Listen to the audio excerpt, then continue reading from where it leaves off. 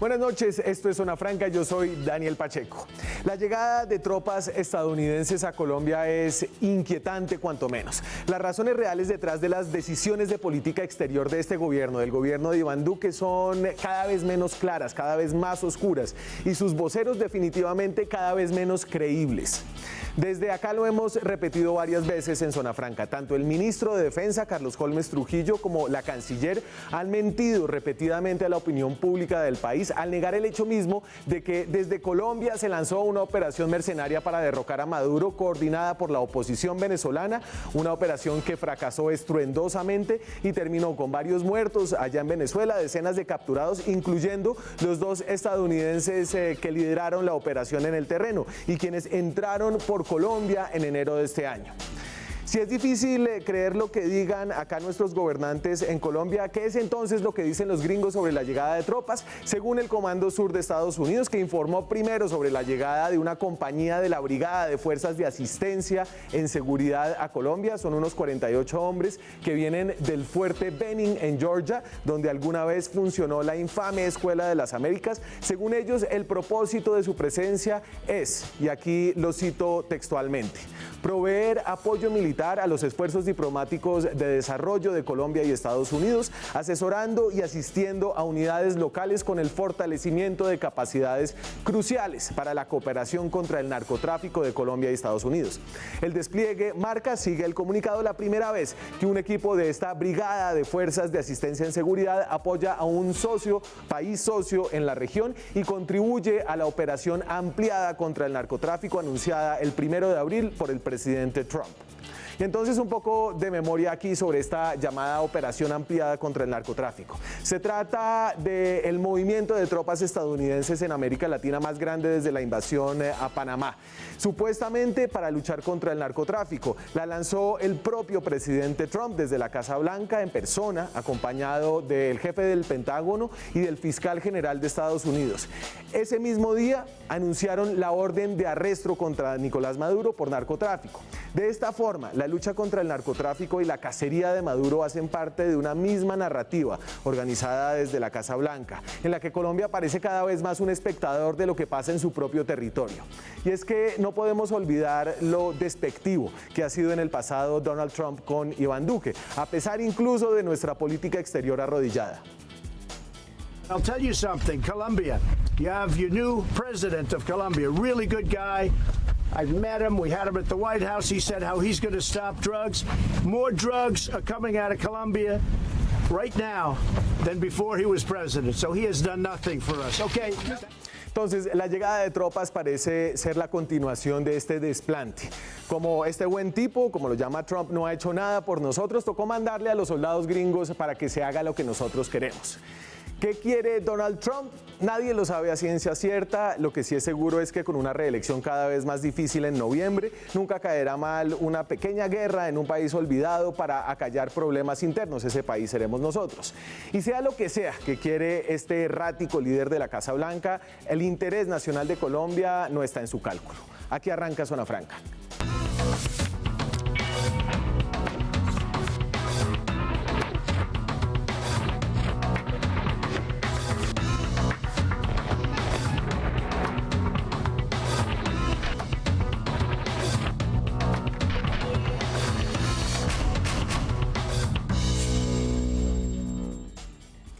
La llegada de tropas estadounidenses ya están en suelo colombiano. Según el diario El Tiempo, son 48 soldados de esta Brigada de Fuerzas de Asistencia. La primera vez que un despliegue de estos se hace sobre América Latina. Tenemos ese gran honor o deshonor, depende de cómo usted piense que funciona la seguridad colombiana, si la soberanía y la seguridad pasan por tener tropas estadounidenses en nuestro territorio o no, es colombiano. Para entender esta llegada y este movimiento en un contexto más amplio de la política exterior de este gobierno, me acompaña vía Skype desde aquí, desde Bogotá, la profesora de Ciencia Política de la Universidad de los Andes, Sandra Borda.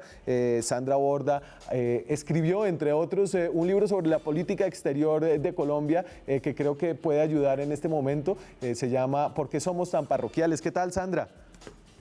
Hola Daniel, muy buenas noches, gracias por la invitación y qué gusto verla de nuevo. Y un saludo a su audiencia, por supuesto. Bueno, y estaba pensando en su libro en estos días de por qué somos tan parroquiales. Y a ver, siento yo que así en general y sin entrar todavía en los detalles que podemos desmenuzar ahorita en adelante, hay un cambio importante, al menos en los riesgos que está dispuesto el gobierno colombiano en asumir en su política exterior, que siempre había sido conservadora, siempre había sido como de mantener la cabeza un poco agachada. En este momento se están tomando unos riesgos que a mí me parecen temerarios, pero yo no sé si es que hay un genio de las relaciones internacionales allá que todavía no conocemos, que es el que está moviendo los hilos de todo esto. Pues sí, y ciertamente hay un cambio, aunque yo estoy totalmente de acuerdo con usted en que todavía no sabemos en qué dirección va o qué tipo de objetivos se ha trazado. Lo único que es absolutamente claro es que tanto desde el punto de vista internacional como desde el punto de vista nacional el gobierno parece haberse vuelto, parece estar en una condición de envalentonamiento un poco más clara, en una muy buena parte por cuenta de que la aprobación de los colombianos a la gestión del presidente Duque en materia de la pandemia pues le ha permitido subir casi 20 puntos en las encuestas y eso se ha traducido creo que en posiciones mucho más agresivas, diría yo, mucho más concretas y mucho más atadas a la agenda política de su partido político del Centro Democrático, tanto desde el punto de vista doméstico como desde el punto de vista internacional. En lo doméstico ya sabemos que las posiciones que han ido adelantando, por ejemplo, frente a los acuerdos de paz, el sugerir que hay que reformarlos unilateralmente es producto de eso, y yo creo que lo que están tratando de hacer en lo internacional, diría yo con muchísimo menos claridad, es también adelantar medidas mucho más arriesgadas que tienen que ver, por supuesto, con la guerra contra el narcotráfico, pero podemos discutir más adelante, también están directamente relacionadas con la forma en la que Colombia se ha aproximado a la crisis venezolana. Y entonces yo voy a arrancar por ponerle la pregunta que le lanzó en el Consejo de Seguridad de las Naciones Unidas, que es el órgano tal vez más poderoso de Naciones Unidas, el embajador ruso ante Naciones Unidas a Colombia. Una pregunta explícita que se originó cuando Venezuela pidió que en el Consejo de Seguridad se discutiera esta llamada Operación Gedeón. Le voy a poner al señor ruso, que ya no me acuerdo cómo se llama, tiene un nombre muy difícil de pronunciar, Vasily. Ahí va Vasily. We would like to question what role neighboring Colombia had in this story. It's hard to imagine that this clandestine operation that originated on its soul was conducted without any knowledge about it. Ese es Vasily Nevencia, el embajador ante la ONU. Hoy yo hablamos con la Cancillería y les preguntamos, ¿ustedes tienen alguna respuesta acerca de esta pregunta explícita que les hicieron? Pues uno de los miembros con poder de veto en el Consejo de Seguridad, y me dijeron que nos remitiéramos a las declaraciones que había dado el ministro de Defensa. Se lo juro, no es mamando gallo. O sea, el ministro de Defensa, antes canciller y ahora que parece todavía canciller, le respondió esto a María Jimena Duzán, mi colega, y se lo voy a poner a Carlos Holmes. Con el propósito de asesorar a estados mayores de las fuerzas de tarea conjuntas de distintas regiones donde hay incidencia del narcotráfico. Este personal asesorará dentro de las unidades militares a los estados mayores de las fuerzas de tarea conjunta Hércules, Vulcano, Omega y de la Brigada contra el Narcotráfico. En ningún momento habrá tránsito de tropas extranjeras ni participarán en operaciones militares. Las operaciones militares las desarrollan exclusivamente las tropas colombianas. A ver, entonces ahí esto no fue lo que le dijo a María Jimena Duzán. A María Jimena le dijo que él daba fe que esa operación nunca había ocurrido. Esto es lo que dice Carlos Holmes acerca de la llegada de tropas gringas. Y entonces sí parece haber un problema de voceros, de credibilidad y de funciones básicas porque no hay canciller. Sí, pero mire, con respecto a esas declaraciones del canciller, yo creo que por estas ya pasamos. Si usted se acuerda, en la época, hacia el final de la segunda administración de Álvaro Uribe, el famoso debate sobre las bases militares estadounidenses en Colombia, era un debate muy parecido al que estamos adelantando en este instante, y la defensa del gobierno era muy parecida a la defensa que está teniendo el gobierno en este instante, que es básicamente que se trata de personal de asesoramiento, que no va a participar directamente en operaciones militares, que además están lidiando con el tema del narcotráfico y no tiene nada que ver con temas internacionales o de vecindad. Y después, por cuenta de Wikileaks, nos enteramos que lo que realmente estaba haciendo el gobierno, y están ahí los cables del Departamento de Estado, era buscando presencia militar del gobierno estadounidense en territorio colombiano para disuadir la eventual agresión del gobierno Chávez en Venezuela hacia Colombia. Entonces, estas operaciones normalmente se presentan como operaciones de muy bajo perfil, de asesoramiento, que no están destinadas, digamos, a minar en absoluto nuestra soberanía y que están, digamos, como parte de los esfuerzos tradicionales en la lucha contra el narcotráfico, pero repito, esto ya lo vimos una vez. Y la pregunta que uno se tiene que hacer es si esto está vinculado, como estuvo vinculado en su época, el establecimiento de las bases militares, con un esfuerzo por disuadir o un esfuerzo por empujar la salida de Nicolás Maduro. La pregunta es cuáles son los riesgos que estamos corriendo, no solamente en la relación bilateral con Venezuela, sino el riesgo que estamos corriendo en nuestra relación con el resto de países latinoamericanos. Acuérdense que en esa época todo el mundo, todos los países latinoamericanos empezaron a tener una sospecha enorme porque Colombia se estaba consolidando como el alfil y la punta de lanza de la intervención militar estadounidense en la región. Es muy probable que volvamos a despertar estas sospechas y yo no sé si la contraprestación de eso esté realmente clara y estemos ganando algo. Si estamos ganando algo, quisiéramos saber qué es lo que es. Si vamos a pelear más eficientemente contra el narcotráfico con estos llamados asesores, quisiéramos saber exactamente qué es lo que van a venir a asesorar y cómo eso va a mejorar nuestro desempeño en la lucha contra el narcotráfico. Pero yo mucho me temo que por ahí no va la cosa. Y en ese contexto de la relación con los países latinoamericanos, creo que es clave mencionar el papel que ha jugado Colombia en la relación cada vez más problemática de Cuba y Estados Unidos. Entonces, a Cuba lo podían meter en la lista de estados terroristas por cualquier cosa, porque esa era la voluntad política de Estados Unidos y la cosa ya se veía un poco anunciada. Pero viendo cómo Estados Unidos muestra esa inclusión, está Colombia por todos lados. Le voy a poner aquí en pantalla simplemente un par de bullets acerca de los argumentos que utiliza el Departamento de Estado para volver a incluir a Cuba dentro de la lista de estados que apoyan el terrorismo. Dame, Juancel, de Informe Cuba, Estados Unidos. Y entonces, esta decisión se toma basándose en lo siguiente. ¿Está, muchachos? Informe Cuba, Estados Unidos. Gracias.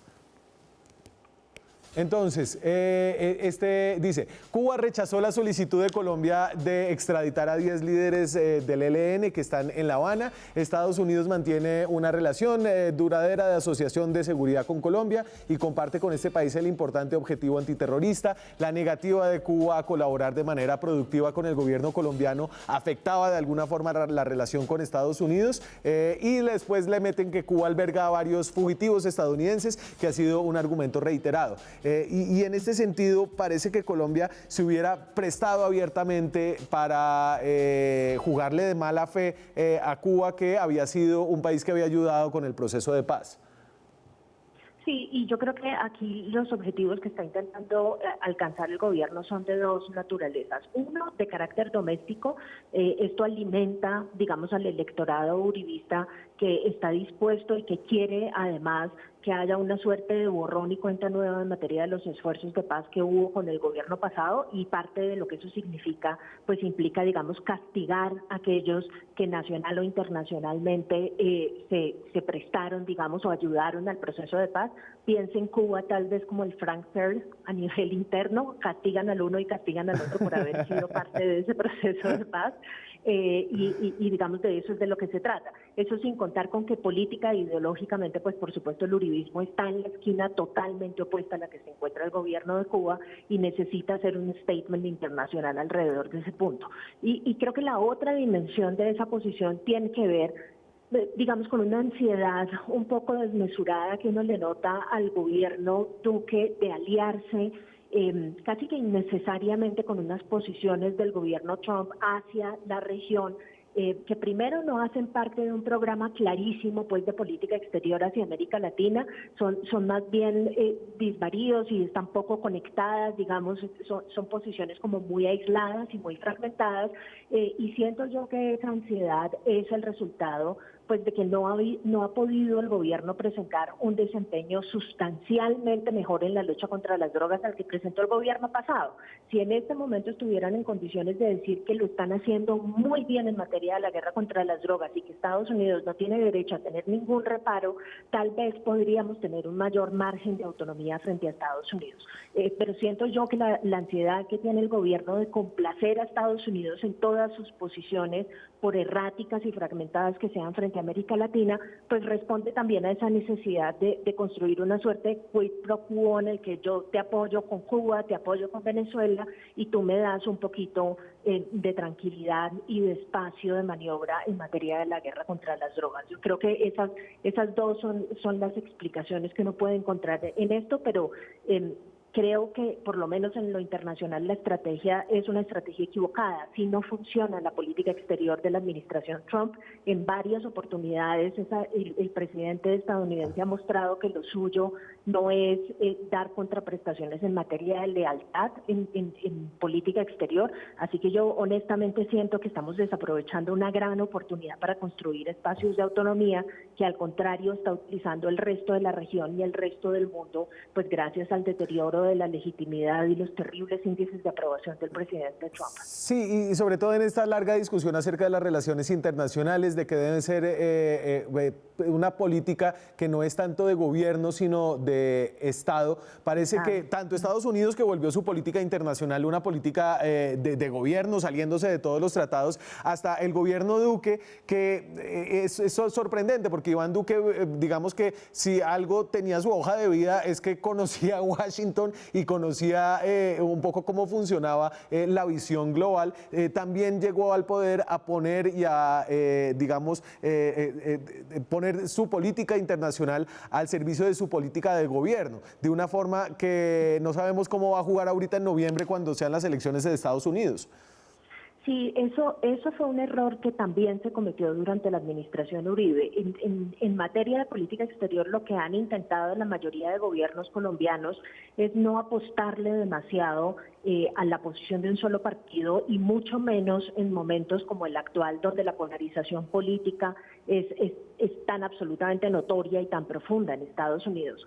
Hoy en día es mucho más costoso apostarle, digamos, al Ejecutivo y apostarle a la política exterior de la administración Trump, porque en el futuro va a ser muy difícil encontrar lugares de acuerdo con la bancada demócrata en el Congreso y eventualmente si hay un presidente demócrata después de haber asumido estas posiciones.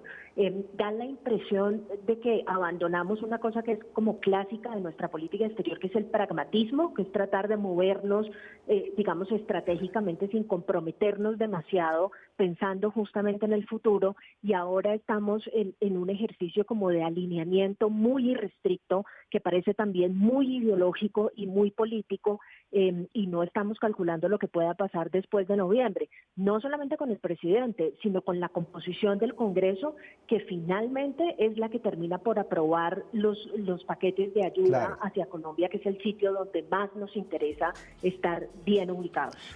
Aquí en Colombia parece que asumir responsabilidades políticas por la política internacional es un concepto que no existe. Es decir, puede llegar Carlos Holmes y decir, no, eso no pasó. Una operación que estuvo reportada en todos los diarios, los señores entraron por Colombia, hasta los gringos la reconocen al decir que no participaron en ella y que si lo hubieran hecho sí habría funcionado y habría sido distinta, pero eso sí tiene costos en términos internacionales que tal vez nosotros no entendemos por ser un país tan parroquial como dice usted. Pero ¿cuáles son esos costos? ¿Cuál es el costo de volverse como la Honduras de la Guerra Fría en Centroamérica ahora en pleno siglo XXI?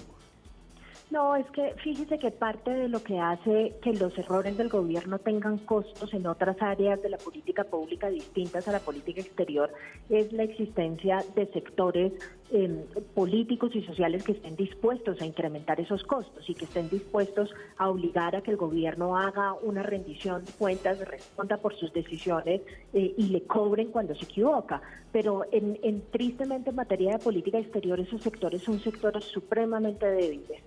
Los medios de comunicación, para empezar, digamos, esta es la primera vez que yo siento que hay como una discusión en medio de esta pandemia que puso toda la política entre paréntesis sobre temas de política exterior que no estén relacionados con el coronavirus. Entonces, si nunca le prestamos atención a los temas internacionales, ahora que estamos metidos en esta pandemia, estamos como en una suerte de hiato político en el que no queremos discutir sobre otras cosas porque eso siempre significa descuidar la salud pública. Y de eso se ha aprovechado, digamos, en formas bastante eficientes el gobierno. Y a eso súmele que de aquí no hay sectores sociales, digamos, que cobren ese tipo de cosas. Yo he visto declaraciones de algunos congresistas, entre otros de Rodrigo Lara, de Roy Barreras, pero de muy pocos congresistas, por ejemplo, que le están reclamando al gobierno que la presencia de tropas extranjeras requiere por lo menos una consulta con el Congreso Nacional.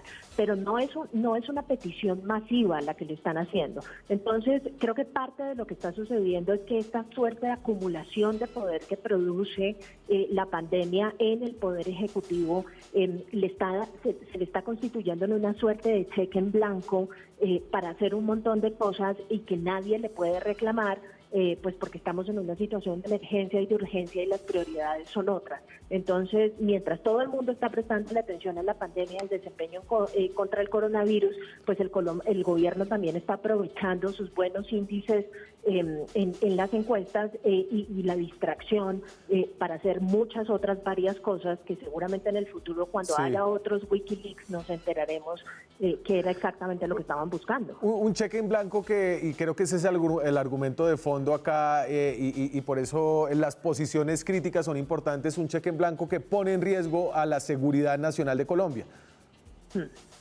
Sí, y además, digamos, es una discusión que tiene que darse alrededor, por ejemplo, del concepto de soberanía, que tiene que darse alrededor de nuestro proceso de inserción en la región, que tiene que darse en materia de cómo esto está o no satisfaciendo nuestros intereses nacionales en el escenario global.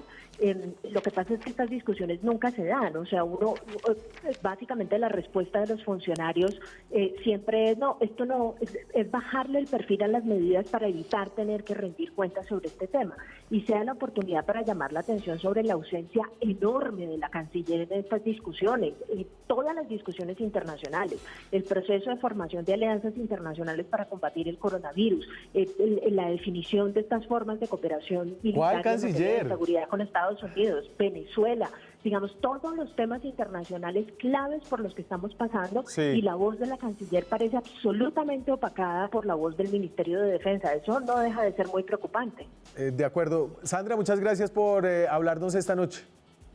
No, con muchísimo gusto. Un saludo. Chao, que esté bien. Nosotros seguimos aquí con otras miradas acerca de cómo se está viendo y percibiendo Colombia a propósito de estas últimas movidas de política internacional. Volvemos en minutos. Seguimos en Zona Franca. Esta noche estamos hablando de la llegada de tropas estadounidenses a Colombia.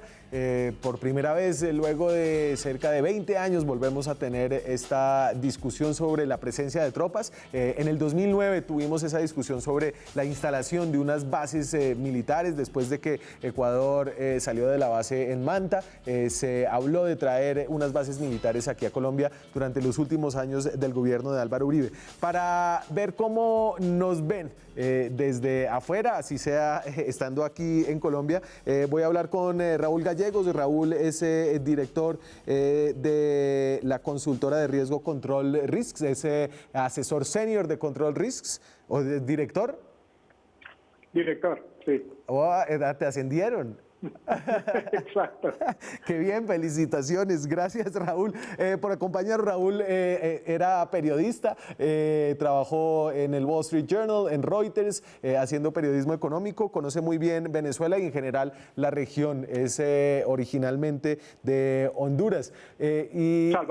Salvador, ay, y entonces, pero me sirve tu background centroamericano, porque muchos han dicho que Colombia se está volviendo la Honduras de Sudamérica a propósito del rol que jugó Honduras durante la guerra de Nicaragua.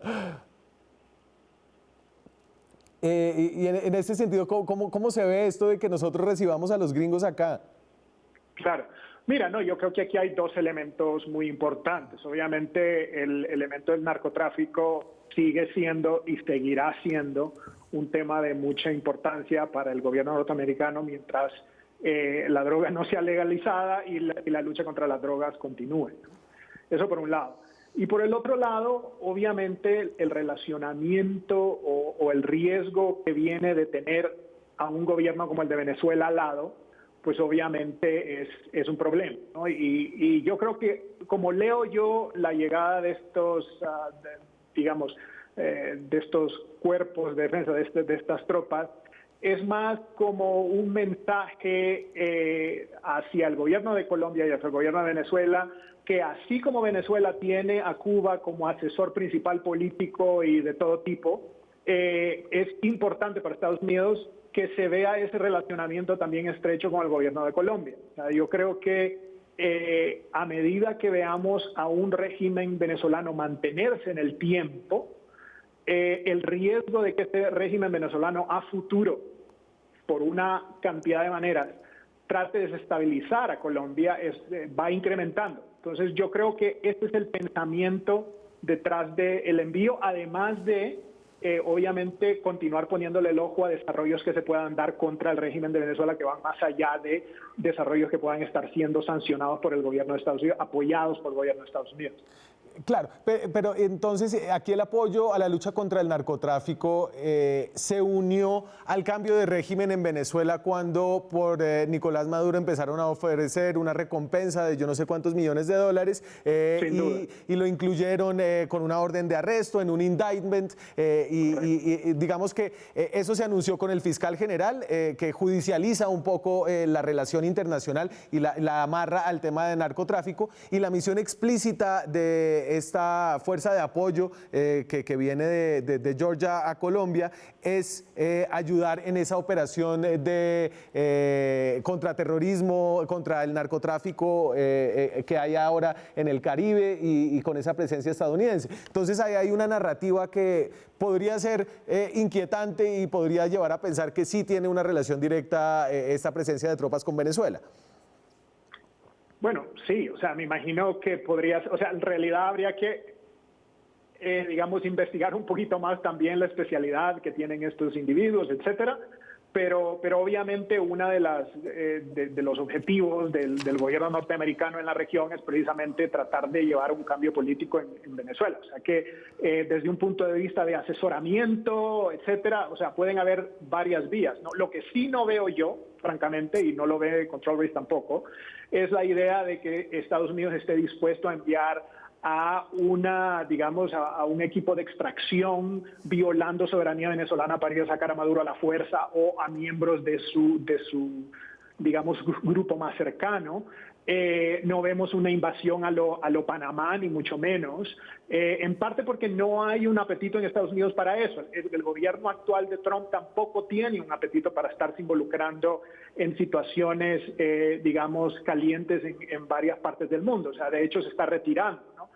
Habrá gente que podría argumentar que es muy distinto estar en el Medio Oriente que estar digamos, en la zona de influencia de Estados Unidos, a donde podría tener mucho más éxito, probablemente. Pero el riesgo es muy alto, particularmente antes de unas elecciones presidenciales en Estados Unidos, claro, de cometer alguna arbitrariedad que le salga mal. Entonces, por ese lado no lo vemos, francamente. El gobierno colombiano parece estarse aliando y digamos que estrechando sus lazos con Estados Unidos, pero no tanto con Estados Unidos, sino con el Partido Republicano de Estados Unidos y con la presidencia de Donald Trump a 5 meses de unas elecciones presidenciales. Ahí, si la cosa no le sale bien a Trump en noviembre, ¿quedaría un poco o bastante expuesto nuestro país? Mira, yo creo que la relación Estados Unidos y Colombia seguirá siendo muy estrecha, es crucial y estratégica para Estados Unidos, precisamente no solo por la ubicación de Colombia en América Latina, sino por el hecho de que se considera una de las democracias más estables, más cercanas al gobierno norteamericano. Aquí hay toda una serie de inversión para hacer algo sobre la siembra de coca y el tráfico de drogas.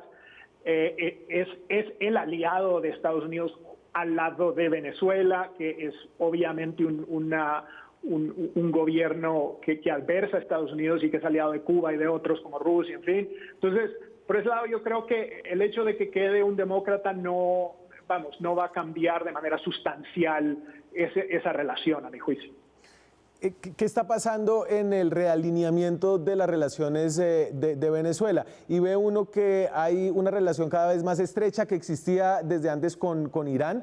Obviamente está la presencia rusa, pero parece estarse, digamos que, aclarando un panorama de posguerra fría en el que hay unos grandes poderes que apoyan a Venezuela, el poder del norte que apoya a Colombia, y los dos países se podrían convertir no en un proxy de esa guerra, pero sí en una zona caliente de conflicto.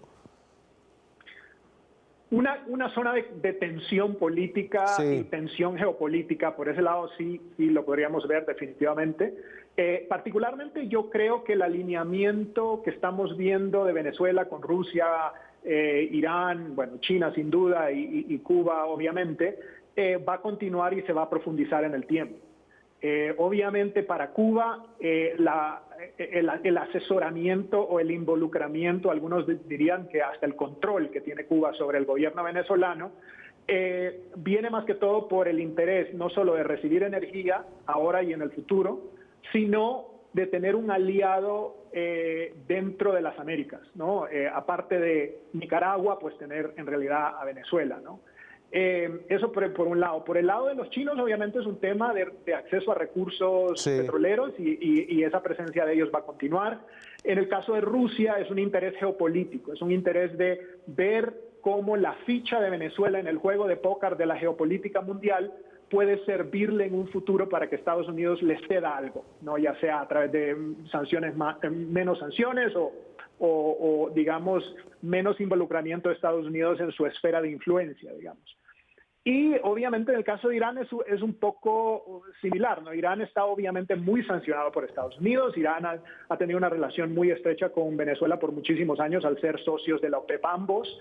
Entonces el apoyo de Irán va a ser sin duda por el lado petrolero en cuanto a apoyar la mejora del sistema de refinación de Venezuela, que ahorita está en una situación muy crítica, y ayudarle también a la hora de evadir sanciones. Ahora, si tú ves todos estos países, particularmente Cuba, Rusia e Irán, son países sancionados por Estados Unidos, son países que han logrado sobrevivir y evadir sanciones. Entonces, este es el tipo de aliado que Venezuela necesita ahora y en el futuro, obviamente, en la mente del chavismo.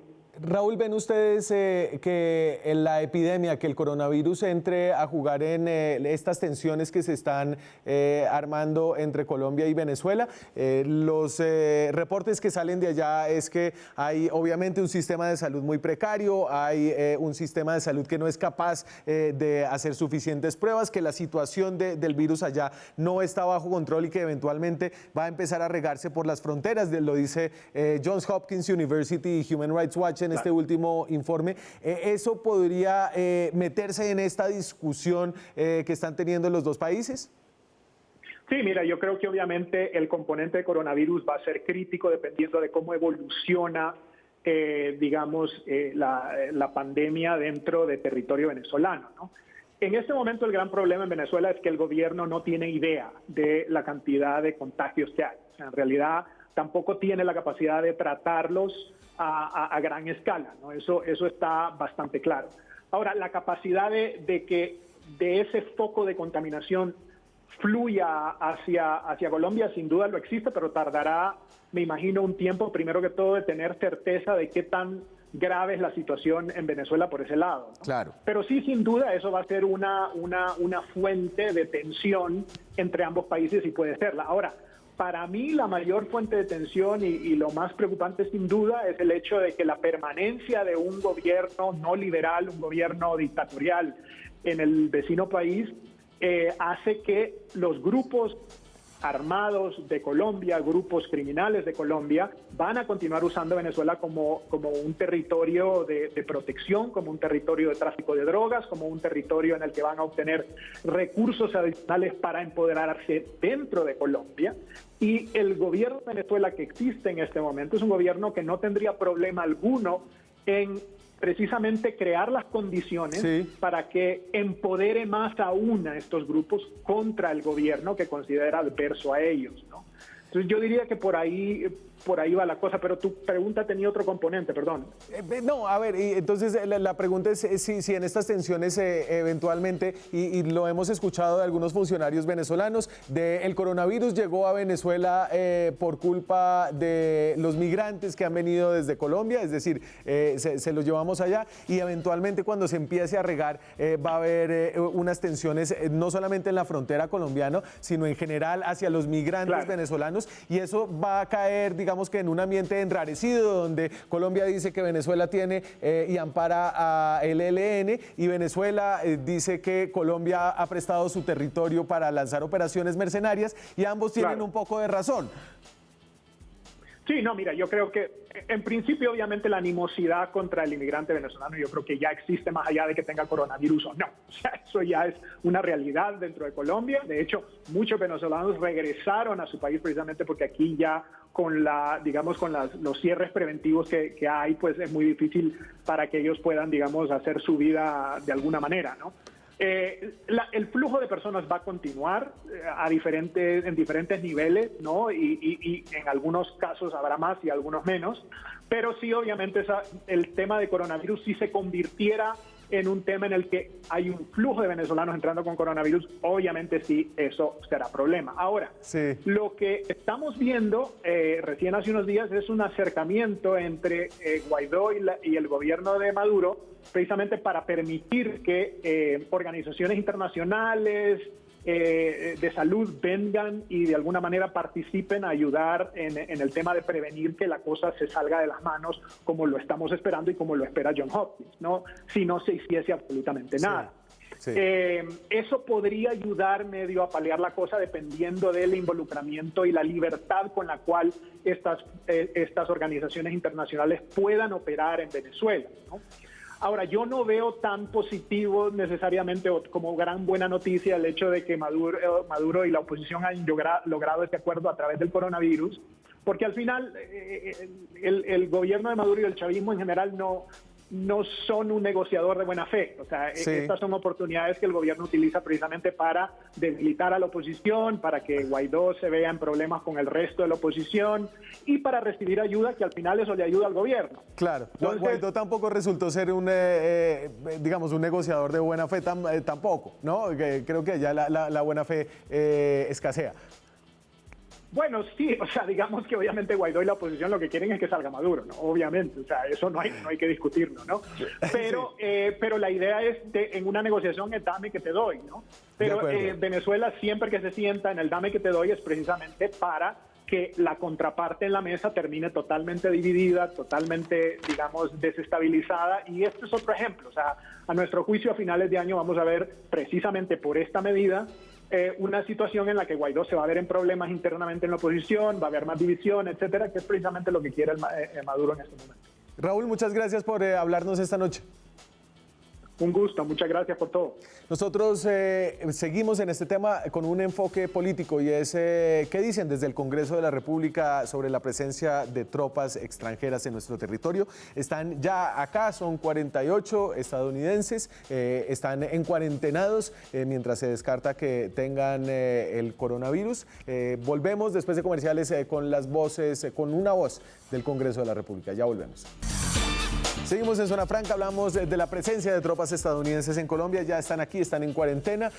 Hay algunas, no muchas voces del Congreso que se acordaron que una de sus funciones constitucionales es aprobar el tránsito de tropas extranjeras por nuestro territorio. Uno de ellos es el senador del partido de la U, el senador Armando Benedetti, que está en Barranquilla. Buenas noches, senador. Buenas noches, Daniel. Primero que todo, ya que usted nos está calificando que nos acordamos, entonces déjeme decirle que yo fui el primero que me acordé, porque fue el primero en tuitear sobre el tema al conocer, ojo, un comunicado de la Embajada de Estados Unidos diciendo que venían este tipo de tropas o estas tropas. Lo que primero tengo que decir es que no hay que analizar mucho, sino solamente describir lo que ha venido pasando con este tipo de manifestaciones. La primera, en marzo, el gobierno de Estados Unidos dice que Maduro es un narcotraficante. 2, para esa misma época hacen un despliegue como nunca antes de flotas en el Caribe colombiano y en todo el Caribe. 3, una corte le abre un proceso a Maduro por narcotraficante. 2, el 17 de abril, el mismo Craig dice que él va a ir a capturar al narcotraficante de Maduro. Y luego con ese comunicado de la semana pasada, del miércoles de la semana pasada, si no estoy mal, de la noche, dicen que Craig viene con un cuerpo élite que se llama el SFAP. Ese cuerpo élite viene nada más y nada menos de Siria y Afganistán, donde es guerra corrida. Ellos son especialistas, o lo élite es porque ellos son berracos en entrenar personal para la guerra. Y hago un paréntesis bien grande, porque yo no quiero caer en la discusión de que si Maduro se debe ir o no. Fácil, que se vaya. Yo no voy a entrar en la discusión que si se debe dar la guerra contra el narcotráfico, fumigar o legalizar. Eso es objeto de otro tema. El objeto es el que usted mismo ha señalado. Es una función exclusiva del Senado, no del Congreso. Sí. De que se le debe dar permiso al gobierno para traer tropas extranjeras o tropas por tránsito o etcétera. Y obviamente, después de lo que yo le he referido, ni siquiera sin análisis, sino en mera descripción de lo que ha pasado con un gobierno que declara a alguien narcotraficante, que es un presidente, más allá de hablar de la soberanía de Venezuela, porque no quiero caer en ese error, sino justificar de que nosotros no podemos ser tan abyectos al gobierno de Estados Unidos. Entre otras cosas, Daniel, porque el jefe de Craig es el señor Trump, que ha demostrado ser un inepto, un inexperto, un ignorante en todos los sentidos como gobernante. Pero a ver, pero y que entonces está enloquecido con las elecciones. Es muy difícil obtener respuestas de este gobierno. Si de hecho, a propósito de esta operación mercenaria que se lanzó desde, es decir, empezó en Barranquilla, allá donde usted está, donde estaba Cliver Alcalá, que llevaron las armas hasta Riohacha, entraron los gringos por Barranquilla, por el Ernesto Cortizos, y el ministro de Defensa ha negado esto como si fuera una cosa que se inventaron, el New York Times, el Wall Street Journal, la AP, y ahora entonces ustedes lo llaman al ministro a que rinda cuentas, ¿y cómo le van a creer lo que él les dice? Pues no le vamos a creer, y es que aquí hay dos distorsiones. La primera usted lo acaba de decir y le agregó dos hechos más para que empecemos a decir que Barranquilla es como una especie de resort del terrorismo, o la capital del resort Colombia terrorismo, porque se le olvida el tema de los rastrojos. Usted dijo lo del general que estaba aquí, que era un mercenario, que ya lo extraditaron. Los tipos que dejaron desamarradas las lanchas y que después lo cogieron en las lanchas, llegaron de un vuelo de Estados Unidos aquí a Barranquilla. La incautación que hicieron por ahí por la Sierra Nevada, que eran unas armas que iban para allá, para Venezuela, sí, también salieron de Barranquilla.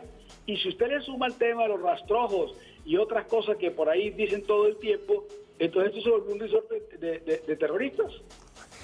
Senador Benedetti, vamos a una pausa muy corta, quédese con nosotros, volvemos nosotros en minutos.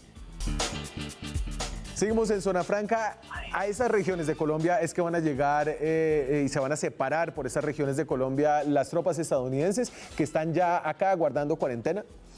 Entonces, llegan a las distintas fuerzas de tarea, a la Hércules, que está en Nariño, a la Omega, que está en La Macarena, Meta, Guaviare, Caquetá, a la Brigada contra el Narcotráfico de Bogotá y esta va a ser la más delicada, a la Fuerza de Tarea Vulcano, que está en Tibú, en norte de Santander, ahí en la frontera con Venezuela. Estamos hablando con el senador del partido de la U, Armando Benedetti, uno de los primeros en salir a criticar y a pedir cuentas del Congreso porque el Senado tiene la función constitucional de aprobar el tránsito de las tropas extranjeras por el territorio. Algo que dice el gobierno, senador Benedetti, no se necesita en este caso porque son solamente de asesoría y entrenamiento. No, pero es que con lo que yo le acabo de referir, ¿qué me importa lo que diga el ministro de Defensa? Entre otras cosas tenemos un problema con este ministro, ¿no? Que está de candidato a la presidencia. Entonces, ese señor que hablaba de corrido, que hablaba bien, que sustentaba bien las cosas, entonces ahora usted lo ve que últimamente sale con un tono de gallera o de plaza pública cuando estamos hablando de la soberanía. Estamos hablando de que de pronto este es el ministro de Defensa más débil que ha estado enfrente de los Estados Unidos o ante las disposiciones de los Estados Unidos.